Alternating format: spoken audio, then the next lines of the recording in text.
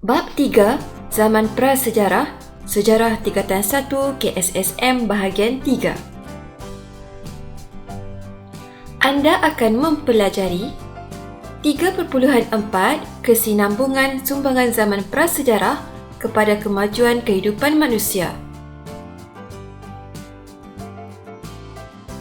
3.4 Kesinambungan sumbangan zaman prasejarah kepada kemajuan kehidupan manusia dalam aktiviti pertanian, memburu binatang, menternak binatang, peralatan, tembikar, ideofak, monumen dan seni bina.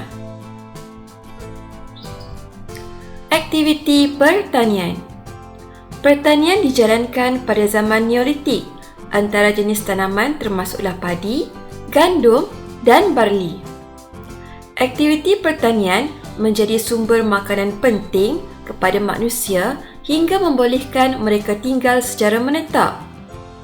Aktiviti ini terus diamalkan oleh manusia dan menjadi pekerjaan yang penting sehingga hari ini. Manusia menjalankan aktiviti pertanian secara diri secara kecil-kecilan untuk memenuhi keperluan sendiri. Pada zaman moden, aktiviti pertanian menjadi aktiviti komersial apabila hasil pertanian mula dijual. Aktiviti pertanian dilakukan secara besar-besaran dalam bentuk ladang dengan menggunakan peralatan moden. Memburu binatang. Masyarakat prasejarah menggunakan senjata daripada batu, tulang, kayu, gangsa dan besi. Tombak dan panah juga digunakan untuk memburu. Sesetengahnya menggunakan sumpit. Zaman moden, aktiviti memburu dijalankan sebagai hobi dengan menggunakan senjata lebih canggih, berlesen dan berdaftar. Aktiviti memburu perlu mendapatkan lesen daripada pihak berkuasa. Di negara kita, lesen berburu binatang dikeluarkan oleh Perhilitan atau Jabatan Perlindungan Haiwan Liar dan Taman Negara. Menternak binatang. Sejak zaman Neolitik, manusia mempunyai kemahiran menternak binatang. Aktiviti ini membolehkan mereka mendapatkan sumber makanan secara berterusan. Pada zaman moden, penternakan binatang dijalankan secara komersial bagi menampung keperluan daging dan tenusu bagi sesebuah negara. Peralatan diperbuat daripada batu, kayu dan tulang haiwan. Pengetahuan tentang campuran logam, acuan dan suhu pembakaran telah membolehkan peralatan gangsa dan besi dicipta. Peralatan gangsa dan besi merupakan hasil ciptaan inovasi.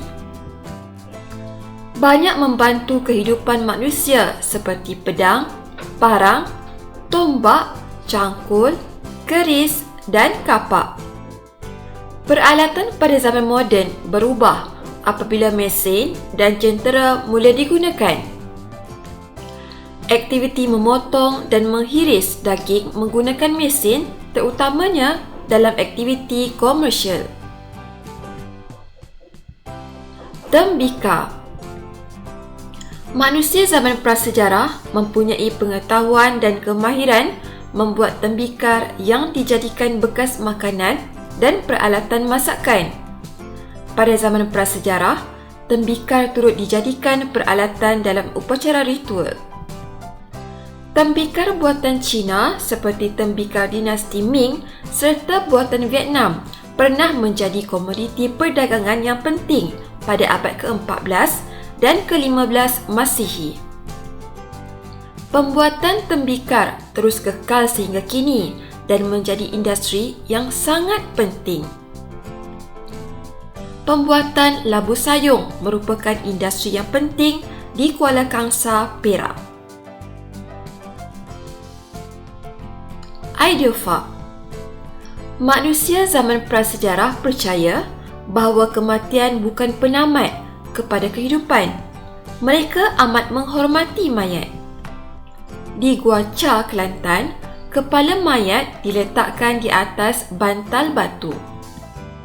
Mayat juga disertai dengan bahan makanan dan terdapat ritual yang menampakkan kedudukan istimewa seseorang. Di Sabah, terdapat sesetengah masyarakat yang memasukkan mayat ke dalam keranda kayu dan disimpan di dalam gua batu kapur. Sehingga kini, penghormatan terhadap mayat masih terus diamalkan mengikut agama masing-masing. Monumen dan seni bina.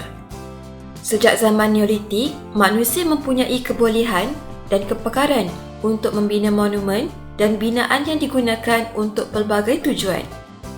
Binaan ini sebahagiannya masih kekal sebagai warisan sejarah untuk diwarisi oleh generasi akan datang. Pada zaman moden, kemampuan manusia membina binaan yang mengagumkan terus meningkat seperti Menara Berkembar Kuala Lumpur atau KLCC. Hampa jangan lupa like, share dan subscribe. Terima kasih.